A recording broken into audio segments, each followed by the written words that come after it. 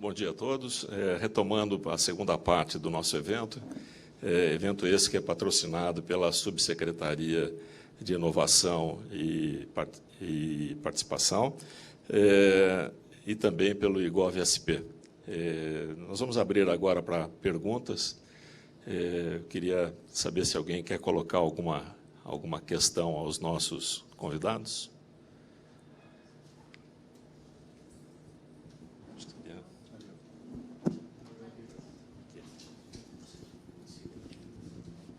Bom dia, eu sou Jurandir, da Fundap. Eu queria fazer 2 comentários. Como todo evento rico, esse aqui teve muitas informações e muitas contradições também. Estou falando isso como um elogio, não como uma crítica. O Kaduak enfatizou bastante a questão de que a internet, as redes sociais, têm sido muito eficientes para promover o engajamento e a mobilização, né, das massas, né, na política, né? Mas ela não tem sido eficiente para discutir e propor alternativas, enfim, para deliberar, né? Agora, não é essa discussão e essa deliberação que a gente entende por política. Quer dizer, se a intenção é mobilizar para o exercício da política, e se ela falha exatamente na deliberação, é uma falha da política, né? Então, será que a gente não está tentando substituir a política pela tecnologia? Está se querendo atribuir este papel à tecnologia? Ela será capaz de fazer isso num país, né, que nós sabemos que ele é muito desigual. O maior problema social do Brasil é a desigualdade. E não estou falando só de desigualdade econômica, porque a desigualdade econômica tem várias consequências. Uma delas é a desigualdade de informação. Nós não estamos informados igualmente para deliberar. E o Brasil, por acaso, tem a maior concentração de meios de comunicação do mundo. Nós não temos uma imprensa, um sistema público de comunicação democrático. Ele é altamente concentrado e, só para exemplificar, na sequência o Renato citou o exemplo da rádio Caroline, né, na Inglaterra, que provocou uma disrupção, para usar o termo que está sendo usado aqui, de todo o sistema de comunicação pública da Inglaterra, que é estatal, era, na época, né? E a Radio Caroline desrompeu a BBC em várias partes, Radio 1, Radio 2, Radio 3. Então, é isso que eu gostaria que vocês explorassem num primeiro momento. E com relação à fala do Renato, ele enfatiza o desenvolvimento do capitalismo, né, até chegar aos nossos dias, e que nós estamos vivendo uma nova fase do capitalismo, né, que é uma fase mais avançada, que é do compartilhamento. Agora, o compartilhamento, né, vai na direção contrária da propriedade privada, que é individual, e que é, portanto, a base da ideia de socialismo. Então, eu pergunto se o capitalismo não está indo em direção ao socialismo. Olá, obrigado, Jurandir. Jurandir, né? Jurandir. Bom, estamos substituindo a política pela tecnologia? Acho que não, de forma alguma, de forma alguma. Entretanto, a tecnologia está cada vez mais, óbvio, presente no nosso dia a dia, nas nossas rotinas, e vem para alterar comportamentos sociais, né? Então, acho que o nosso ponto aqui é, e não, enfim, não só o meu, o ponto da instituição onde eu trabalho, o ITS, Instituto de Tecnologia e Sociedade, é estudar e identificar quais são, de fato, os pontos onde a tecnologia afeta o dia a dia da sociedade, né? E a forma como ela pode ser usada para melhorar esses aspectos, né? Como que a tecnologia pode ser usada para melhorar a democracia, melhorar a sociedade, fazer com que as coisas fiquem mais maduras. Então, se por um lado, de forma alguma, queremos substituir a tecnologia pela política, se é que a gente pode falar isso, acho que a tecnologia é só uma ferramenta para isso, né? Por outro, acho que existe uma série de fatores que a tecnologia deixa muito clara para a gente que estão faltando na sociedade em termos de tecnologia, em termos de educação política, né? Falta educação política, né? Não é educação básica que a gente está falando, é falta educação política, né? Mesmo pessoas que passaram por todos os processos formais de educação, não necessariamente têm uma educação política, não necessariamente sabem discutir ou sabem se colocar. Então, acho que é um processo de amadurecimento que a gente está vivendo à força, agora nesse momento no país, onde a gente não necessariamente nem sabe discutir política, mas tem as ferramentas que deixam isso ainda cada vez mais claro. Então, a gente tem uma série de ferramentas e a gente ganha uma série de visibilidade para mostrar que a gente, de fato, ainda tem um longo caminho a percorrer para chegar num ponto melhor aí na discussão política. Jurandir, obrigado pela pergunta, mas se você me permite, acho que eu vou até discordar. Eu acho que justamente quando a gente fala de economia de compartilhamento, em que os bens, a propriedade privada será compartilhada com os outros, tem um diferencial muito grande entre o modelo, assim, o modelo clássico de socialismo ou de comunismo. O modelo clássico de socialismo é que o indivíduo ele não é detentor de propriedade. O Estado é detentor da propriedade. E aí o Estado pode utilizar aquela propriedade. E, no caso, no capitalismo, eu sou detentor da propriedade e, em tese, eu poderia fazer o que eu bem quisesse com ela.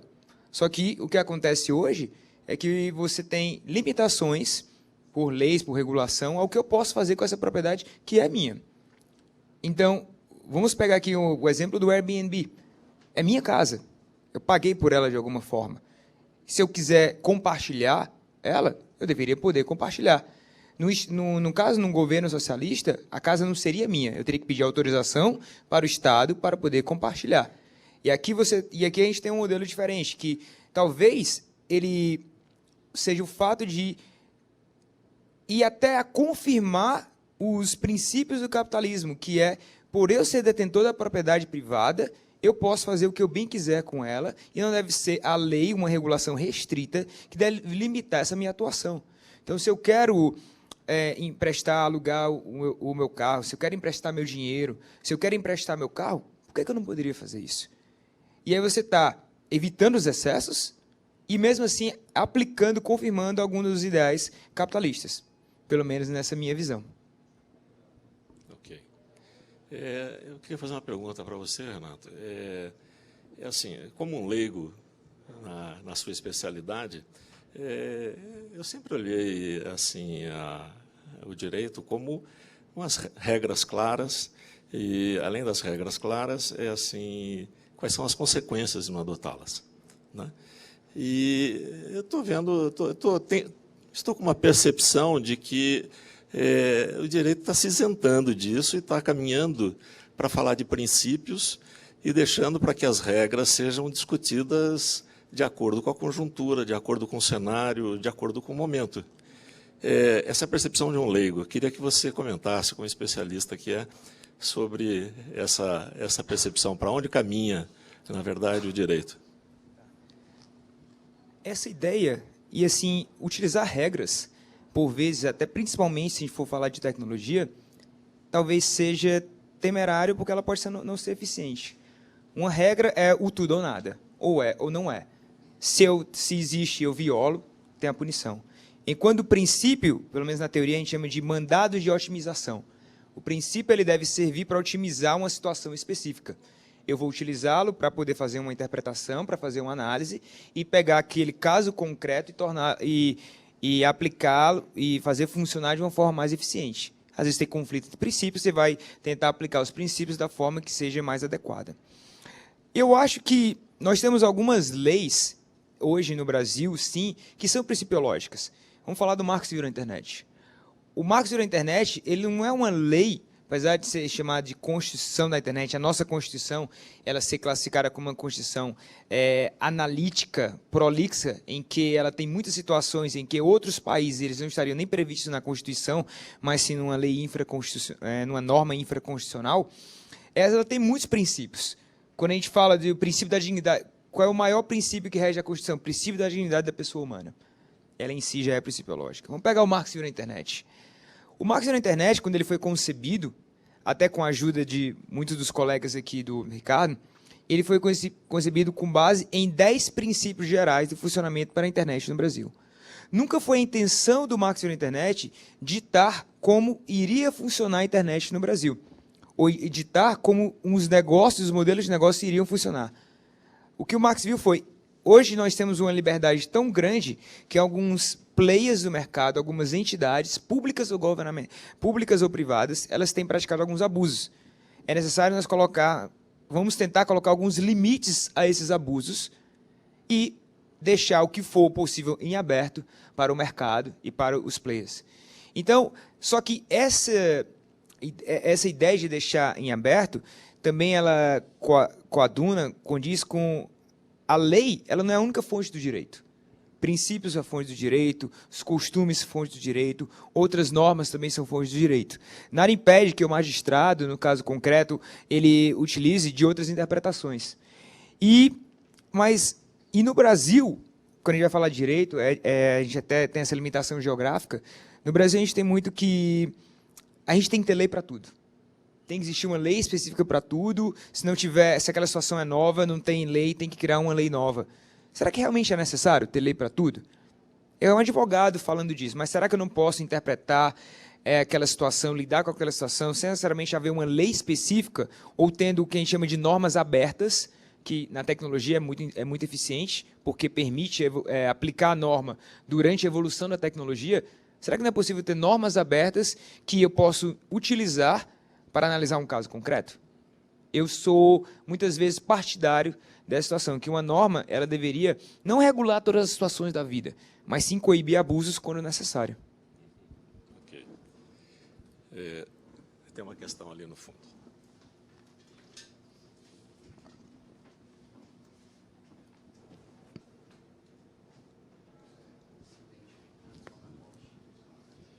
Bom dia a todos, meu nome é Robson, sou da AGEM de Santos. Queria fazer uma pergunta para o Renato. Em relação, existe um mecanismo que está sendo usado há coisa de 2 anos para cá, na área do direito digital, e eu gostaria de saber se você tem conhecimento dele, e o que você acha a respeito dele, sobre a carta cartorária. O que é previsto na Lei 11.419, na Lei do Processo Eletrônico, em que eu posso enviar o documento por via eletrônica. O documento o cartório pode utilizar justamente o envio do documento via eletrônica e ela pode ser armazenada somente em meios eletrônicos.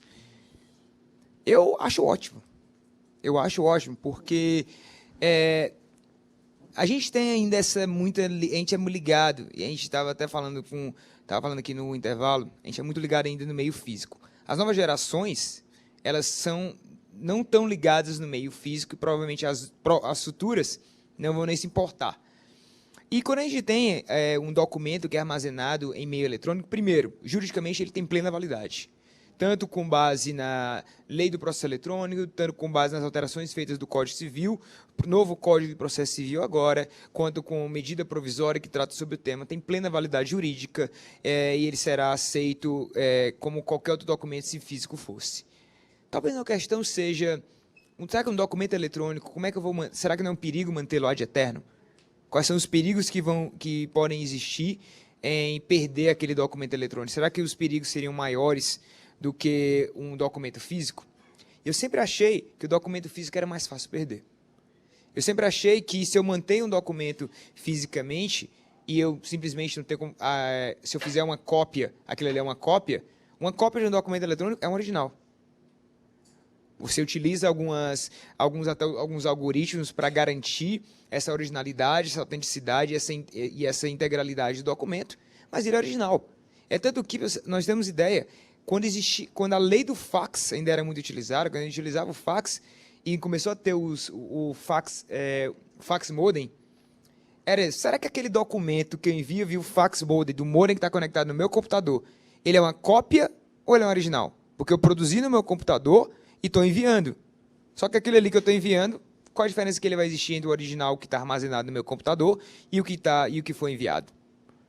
Então, hoje, quase não se utiliza mais, ainda se utiliza fax, mas hoje nós temos o processo eletrônico, Hoje, a ideia é que todos os processos dos documentos, na medida possível, sejam somente em formato eletrônico. E eles têm plena validade jurídica. Fax apagava depois de 5 dias. Acho que tem mais uma questão aqui. Jurandir da Fundap de novo. A pergunta é para o Renato. Renato, você pode falar alguma coisa a respeito da legislação e do combate à, como é que eu vou dizer, criação de vírus, inserção de vírus na rede? Me parece que é uma coisa muito pouco combatida e até bastante aceita, porque isso gera um mercado de antivírus. Bem, nós temos uma lei específica para isso. O Código Penal foi alterado para isso. Há alguns anos nós tivemos... É engraçado como nossas leis no mundo inteiro são movidas a casos midiáticos.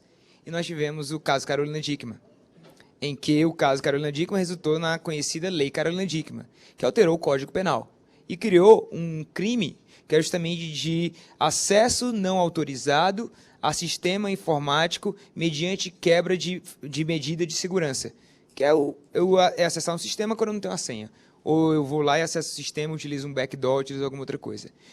Essa mesma lei que alterou o Código Penal, ele também criou, determinou que seria um crime, um tipo penal, a criação de vírus eletrônicos, a criação de vírus, como o nome da lei fala, artefatos maliciosos, com o intuito de causar dano. E não só aquele que criou. Existe no capítulo da minha dissertação de mestrado lá na UFC, que não é a luta, que é a universidade, era chamado Ecossistema dos Crimes Eletrônicos, que era justamente a cadeia de todos que funcionavam no conhecido com o termo crimes eletrônicos, crimes digitais, crimes de tecnologia, o que for. Que aí, quando realmente acontece, que é uma minoria, é importante frisar que é uma minoria do que acontece na internet, são ilícitos, grande maioria na internet não são ilícitos, você teria desde aquele que criava o vírus, até mesmo aquele que vendia o vírus, aquele que propagava o vírus. E a Lei Carolina Dickmann abordou vários dos entes desse ecossistema, dizendo que é uma prática criminosa, com pena, chega, salvo engano, até 5 anos, 4 a 5 anos, em que na criação do vírus, utilização desse vírus para causar danos. E aí, complementando, na segunda parte da sua pergunta, Jurandir, e a questão é, será que as empresas de tecnologia fomentariam a criação de vírus para fomentar a sua economia? Bem, seria difícil afirmar isso aí sem entrar em qualquer tipo de teoria da conspiração. Então, não poderia afirmar de forma positiva ou negativa. Eu só sei que, muitas vezes, é necessário ter essas ferramentas para poder ficar livre desses artefatos maliciosos que hoje são boa parte da internet que a gente utiliza está sujeita a instalar alguma coisa no nosso computador. Ok. Eu queria perguntar para o Ricardo. Ricardo, a plataforma Brasil, né? Você deve, durante esse período aqui da implantação, você está acompanhando o que está se discutindo, o que está acontecendo, o que está bombando e tal. Eu queria que você contasse para a gente o que essa experiência está trazendo, né? Assim, em termos de realmente as pessoas manter a atratividade da plataforma, fazer com que as pessoas de fato participem. A outra questão que eu queria colocar também, vou aproveitar, já vou fazer as duas, é assim, as pessoas não estão lá. Como é que você pretende fazer com que isso seja um espaço de envolvimento, um espaço em que as pessoas vão voltar a discutir, né? Que não seja simplesmente um lugar que as pessoas vão lá, dão a sua opinião e desaparecem, né? Queria que você abordasse esses dois aspectos. Bom, alô? Está funcionando? Alô, alô? Tá. Como que está sendo a plataforma? A gente lançou a plataforma, então, agora no dia 4 desse mês. Estamos com cerca de 1.200 participantes, o que é um número relevante, dada a densidade do tema. E, como eu expliquei na minha apresentação, a gente está na primeira fase, que é a fase de priorização dos temas preferidos, né, e da eventual colocação de novos temas. Então, as pessoas, de fato, estão priorizando bastante.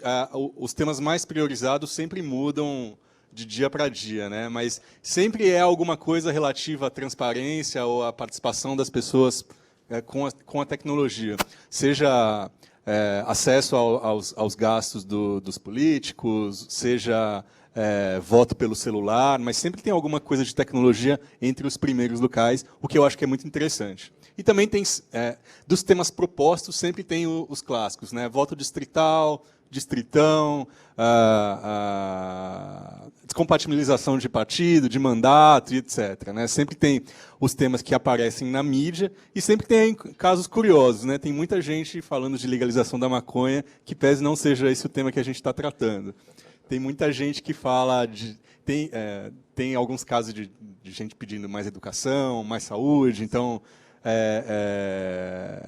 enfim, esses temas não estão, a gente não está considerando porque a gente considera que eles estão fora do tema proposto. Em relação à forma como a gente pretende fazer o engajamento, Edivar, essa é a pergunta de $1 milhão para quem trabalha com projetos como esse de engajamento. Eu acho que tanto na internet como fora da internet, né? Acho que o engajamento de pessoas para discussão de assuntos importantes, de fato, é muito difícil e importante ao mesmo tempo, né? A gente estava fazendo um estudo, se por um lado a gente tem o cidadão que pode estar muito interessado em participar, só que ao mesmo tempo não necessariamente ele tem digamos, a maturidade ou a profundidade na discussão. Por outro lado, a gente tem o cara que pode ser muito profundo e muito especialista no assunto, mas que não tem tempo e disposição para ficar lá todo dia, né? Então a gente tem que achar meio que um balanço entre tudo isso, né? Um meio termo, ou até assim, a gente precisa desses dois perfis, mas em momentos distintos. Então, a gente tem uma série de estratégias para isso. O ITS tem uma parceria institucional com o Facebook, né? Então, a ideia é a gente divulgar isso para as massas, né? Chamando participação. Eventualmente, a gente tem esse primeiro cidadão que eu falei, né? O cara que quer muito participar, mas não necessariamente é especialista no assunto. E a gente também está fazendo um trabalho de formiguinha muito de minha responsabilidade, que é ir conversar especificamente com pessoas, e é o que eu estou fazendo aqui, né? Falando com pessoas especialistas e interessadas no assunto, que podem participar e dar contribuições mais, digamos, aprofundadas, porque são pessoas que conhecem mais e vivenciam mais o assunto em seus dias, em suas rotinas, né? Então esse é um trabalho muito que eu estou fazendo assim de um para um, né? E falar com especialistas, chamar para a plataforma e mostrar por que é interessante fazer e participar desse debate. Tá. Não ter ido para uma plataforma já existente, teve alguma razão? Foi limitação? Porque, assim, vocês têm uma parceria com o Facebook, né? Por que não no Facebook essa conversa? O Facebook é muito interessante como ferramenta, enfim, de mídia, de entretenimento, enfim, o Facebook é um dos maiores sites do mundo, né? Não tem como não admirá-lo, né? Eu gosto muito do Facebook. O Facebook não necessariamente é uma boa ferramenta para discussão e construção coletiva de políticas, né? Acho que, como eu falei na minha palestra, existe uma série de fatores que o Facebook nos dá, enfim, de características do Facebook para ele conseguir se manter atrativo, que não necessariamente garantem, por exemplo, que a gente tem a memória de uma discussão que aconteceu coletivamente. Daí, então, assim, a Plataforma Brasil e o Facebook não são ferramentas com o mesmo propósito, eles não são, acho assim, nem parecidas, né? Eles têm propósitos completamente distintos, aí eu falo isso tranquilamente.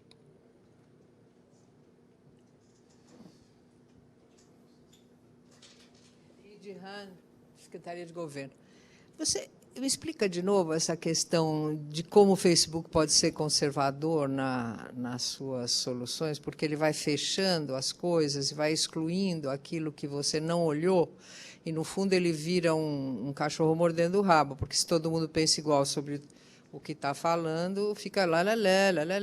Eu queria saber isso melhor tecnicamente. O que é o algoritmo? Como é que isso opera? Como é que funciona? Por que é conservador?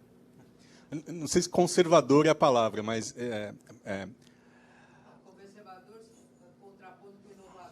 Ah, entendi. Não outra conotação qualquer. Entendi.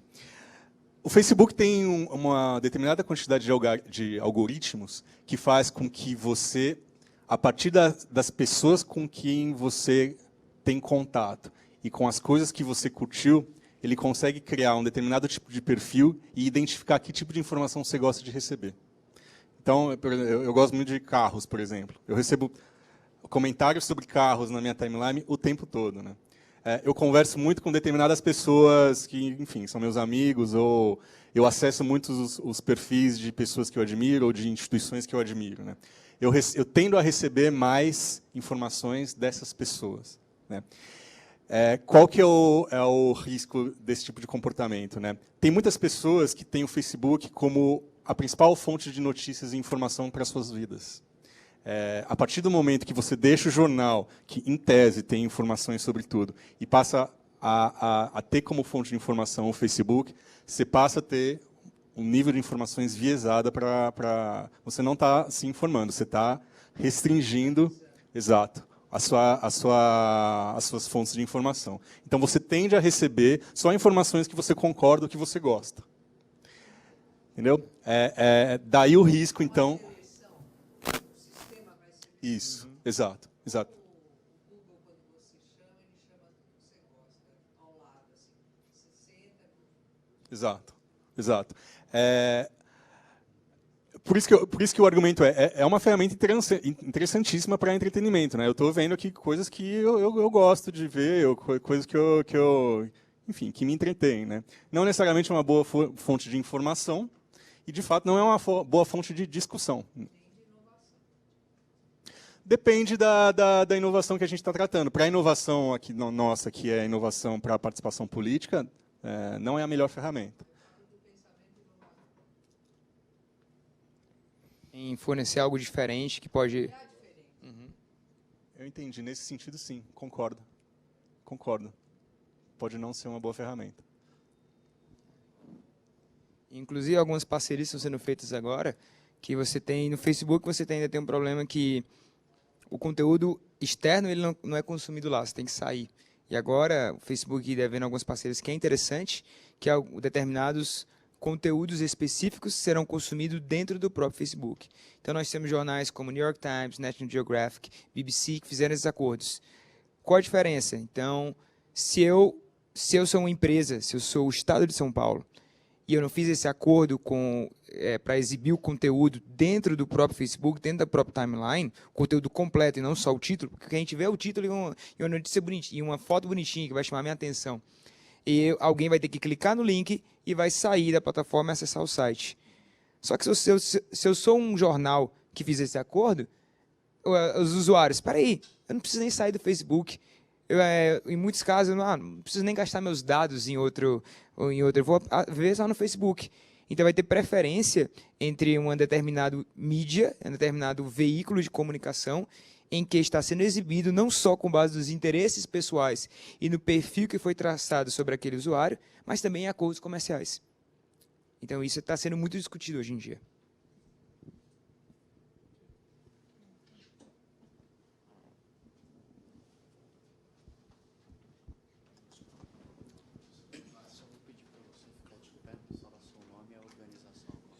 Luiz Rosikowski, Prodesp.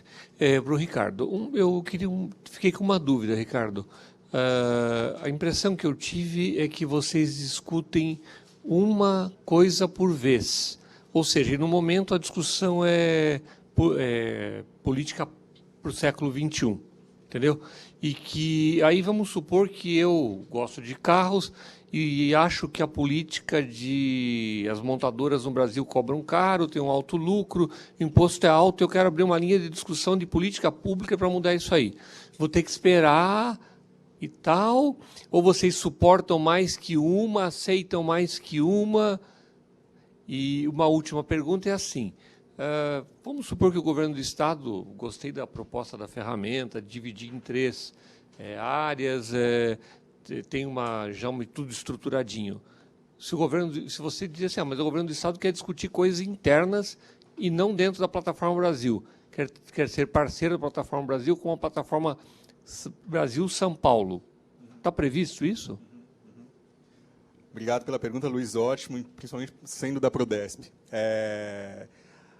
indo um pouco além, então, da minha explicação, eu não cheguei nesse ponto. O objetivo da plataforma, e daí esse nome, é ser, de fato, uma plataforma onde a gente consegue suportar diversos tipos de apps, de aplicativos, de softwares, para suportar o processo de construção de políticas públicas, sejam internas ou externas. Nesse primeiro ciclo da reforma política, se você bem pegou meu papo aqui, a gente tem 2 apps, né?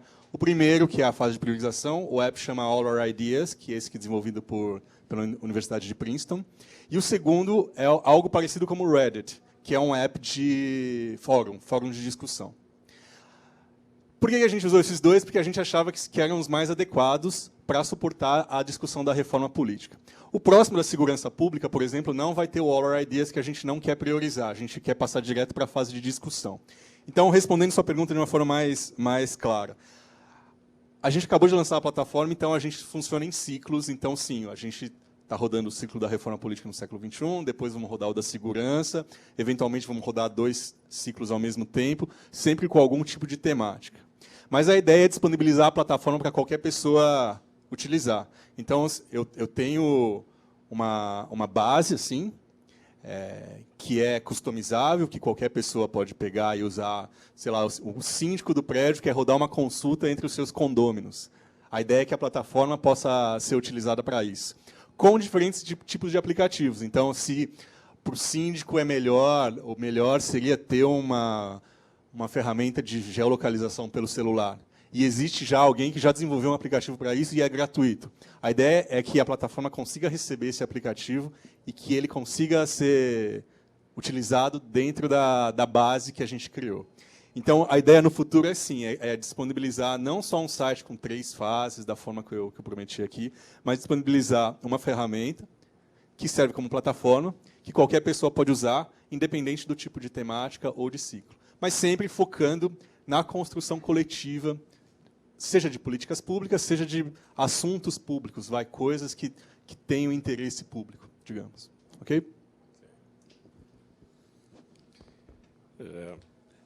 Tem uma questão aqui que eu acho que vocês já devem ter estudado, analisado.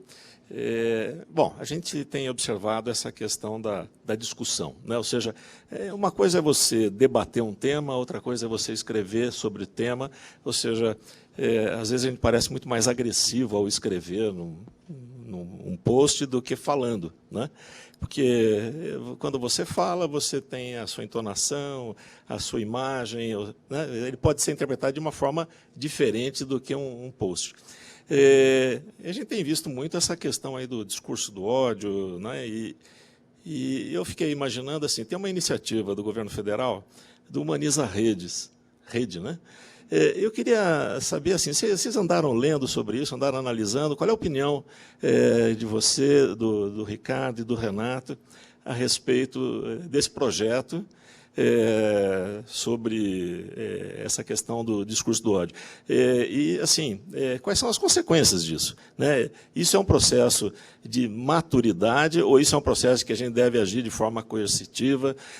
Será que isso como é que vocês veem as consequências disso? Como é que vocês entendem isso? Edivar, boa pergunta. De fato, até acho que é angustiante a gente acompanhar discussões que acontecem, por exemplo, no site de jornais, né? Não sei se alguém já...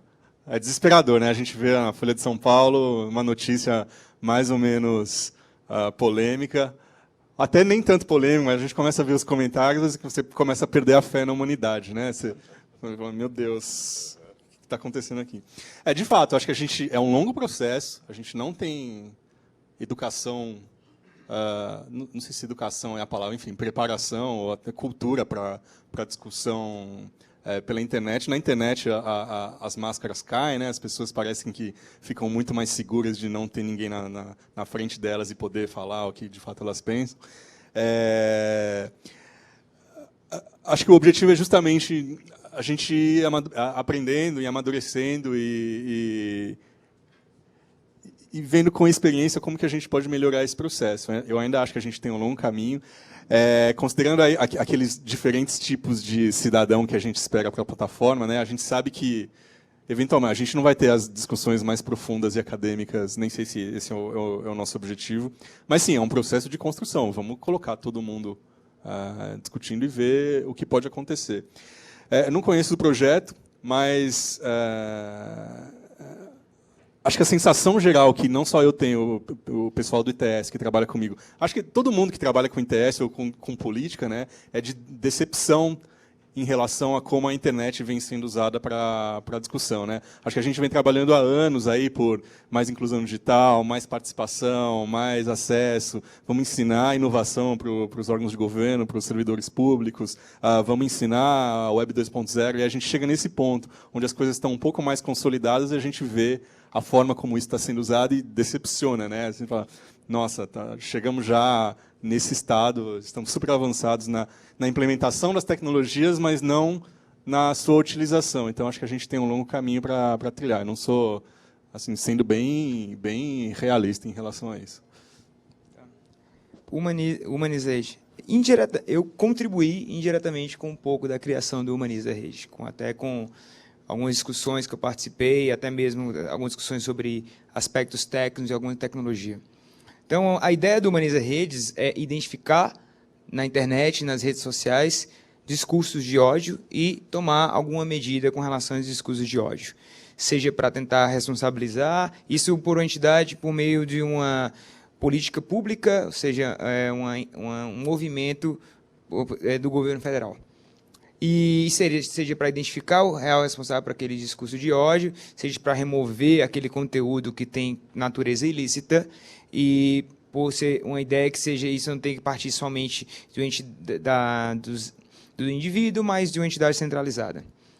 E é uma ideia maravilhosa, porque realmente a gente vê gostei muito dos slides que foram colocados aqui, que as pessoas começam a discutir na internet, você cria câmeras de eco, em que elas se sentem seguras e começam a se manifestar de forma, às vezes, até violenta, e incitando a violência. E aí em determinados casos, você deveria tomar alguma medida com relação a isso. Só que eu também sou temerário. E eu vou dizer por quê.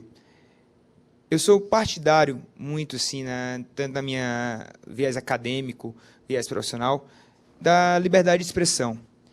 E, como foi muito bem dito aqui pelo Edvar no começo, o que é dito quando eu escrevo pode soar de forma totalmente diferente quando eu falo. E conseguir realmente identificar o que seria um discurso de ódio, o que seria uma difamação, o que seria uma injúria, é complicado às vezes. Não é preto no branco em muitas situações. E você traçar uma regra clara pode ter consequências indesejadas, como mitigar o discurso, e até mesmo, do mesmo jeito que a gente tem câmeras de eco, que porque eu acabo discutindo com pessoas que concordam com tudo que eu falo, eu vou e crio coragem para falar tudo o que eu quero, quando eu sei que tem uma supervisão, um tipo de censura, um tipo de controle que irá filtrar ou pode eventualmente punir o discurso que eu vou falar, eu posso ter receio de me manifestar de forma livre. É o que a gente chama de chilling effects. É o que a gente chilling or rippling effects, que é a ideia do conceito é aquela pedra que a gente joga no lago e ela vai pulando e criando onda de repercussão. Então, um ato que, por menor que seja, ele pode ter algumas consequências que não foram previstas. Então, é uma ideia ótima, é uma ideia que eu, inclusive, contribuí de forma indireta, só que tem que ser tratada com cuidado, para que ela consiga realmente discernir o que seria o discurso de ódio para tomar as medidas jurídicas, as medidas técnicas adequadas, entre aquilo que é uma livre manifestação de pensamento de forma lícita. Excelente. Alguém mais quer fazer alguma colocação? Eu tenho algumas questões. Eu queria só... Tem o pessoal da internet aqui está participando e tal. Eu queria mandar um abraço aqui, pessoal de Pindamonhangaba, que está em peso aqui assistindo. De fato, o Facebook não é uma ferramenta adequada para a gente. Peço Ele não está priorizado.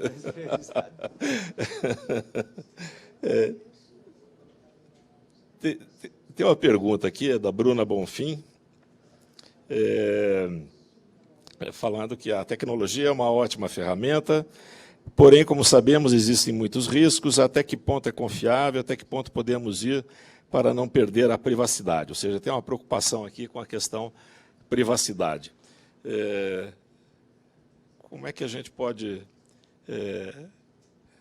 comentar essa questão da Bruna, que está preocupada aí com a questão da privacidade? Bruna, te agradeço porque, inclusive, minha pesquisa de doutorado vai nessa área aí. Um dia eu consigo defender. Vamos lá. Privacidade. Talvez nós temos o Marco Civil, voltando aqui novamente ao Marco Civil, nós temos alguns pilares. 2 pilares fundamentais do Marco Civil são a garantia do exercício da liberdade de expressão e a manutenção da privacidade. Como manter a privacidade na internet? No momento que o modelo de negócio de maioria dos serviços na internet é justamente eu abdicar de parte da minha privacidade para poder utilizar aquele serviço, aquela monetização. Realmente, o grande problema hoje é que não existem ferramentas adequadas para ter um controle sobre o que eu quero expor ou não expor na internet. Mas o Facebook ele coloca alguns filtros para eu conseguir compartilhar determinada informação só com um determinado círculo de amigos públicos. O Google coloca lá o Safe Search. Eu posso tentar ter algumas respostas tecnológicas? Sim, tenho. Mas, às vezes, eu não sei o que acontece under the hood. Eu não sei o que está acontecendo por debaixo de tudo aquilo que eu estou fornecendo. E aí, para isso, eu chamo a atenção de algo que está acontecendo nesse exato momento no Brasil, que é a discussão do anteprojeto de proteção de dados pessoais. Uma das facetas da privacidade é a proteção de dados pessoais, que são direitos distintos, podem fazer parte de uma esfera maior, mas são direitos distintos. Até a própria legislação europeia de direitos fundamentais coloca em locais distintos na norma.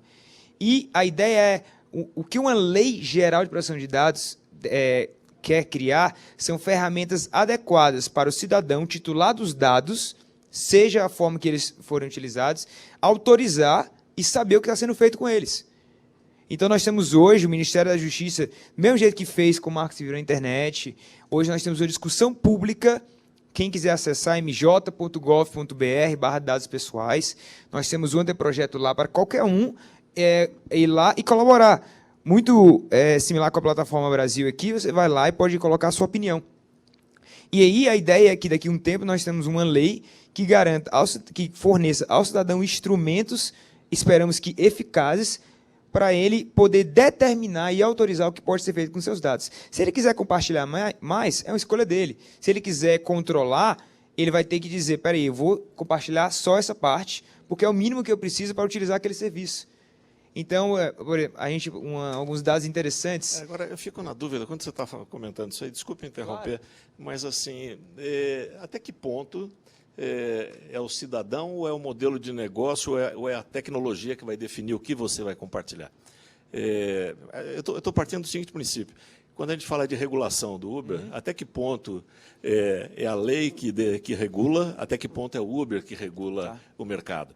No caso de dados pessoais, até que ponto ocorre a mesma questão? A gente teve a oportunidade de mencionar na apresentação o professor Lawrence Lessig.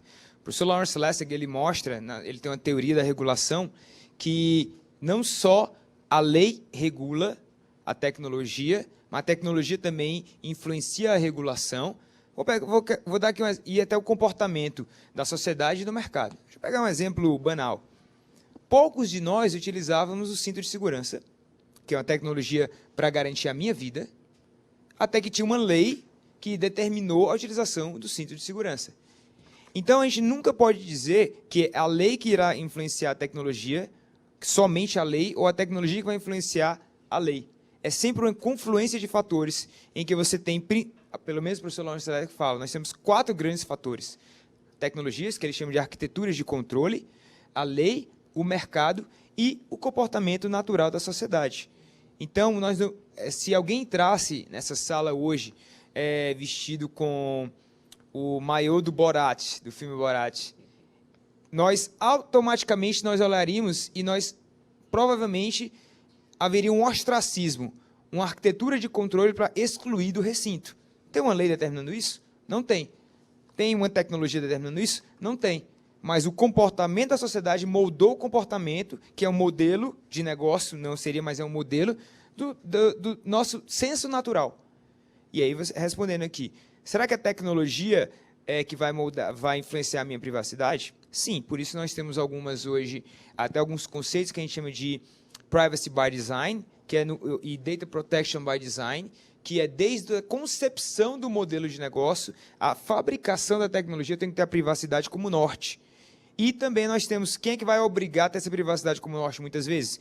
Algumas vezes incentivos do mercado, pode ser um diferencial de competição no mercado, ou a lei. Se nós tivermos uma lei hoje como anteprojeto, ele fala da Privacy by Design, os produtos e serviços que foram oferecidos no Brasil terão que ter essa concepção desde o nascimento.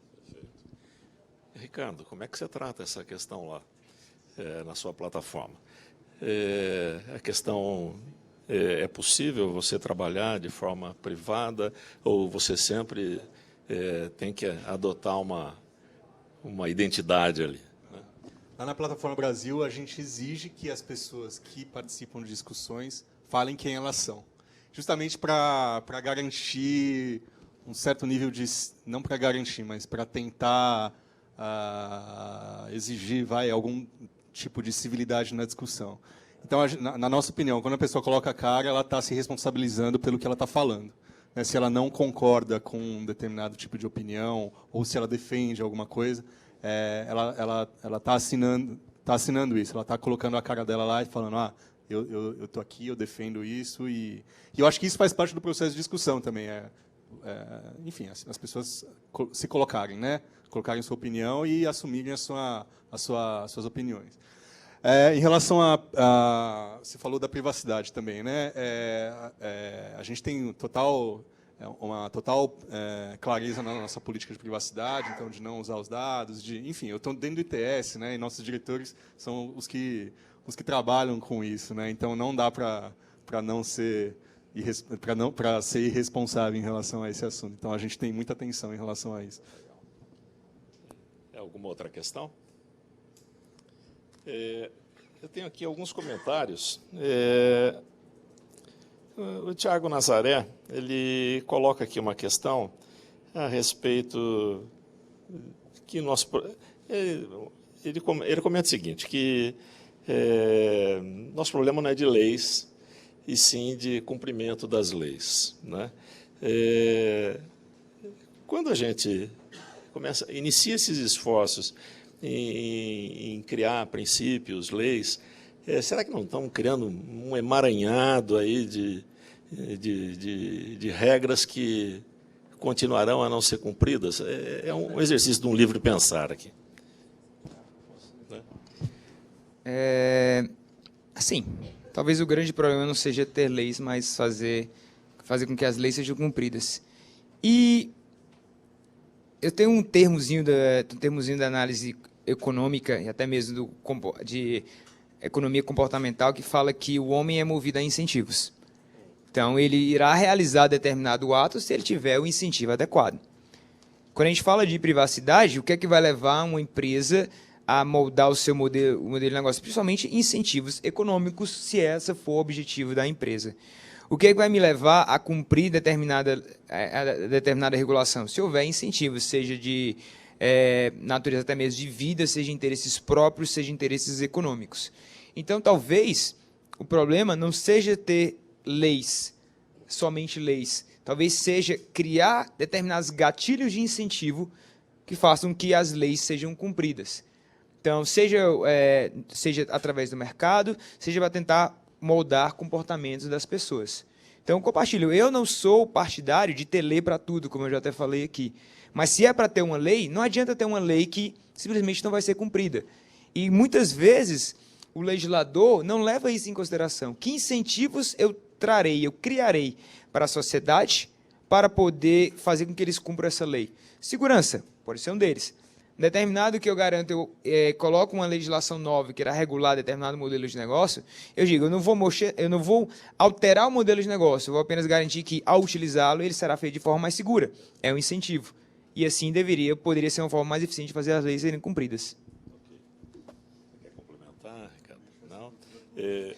Pessoal, assim, a conversa está boa, mas a gente precisa encerrar as transmissões. Eu queria agradecer ao Renato, ao Ricardo, em nome da Subsecretaria de Inovação, em nome do IGOV-SP, por vocês tão gentilmente estarem aqui conosco, compartilhando esse conhecimento todo. Tá? Muito obrigado e até uma próxima oportunidade.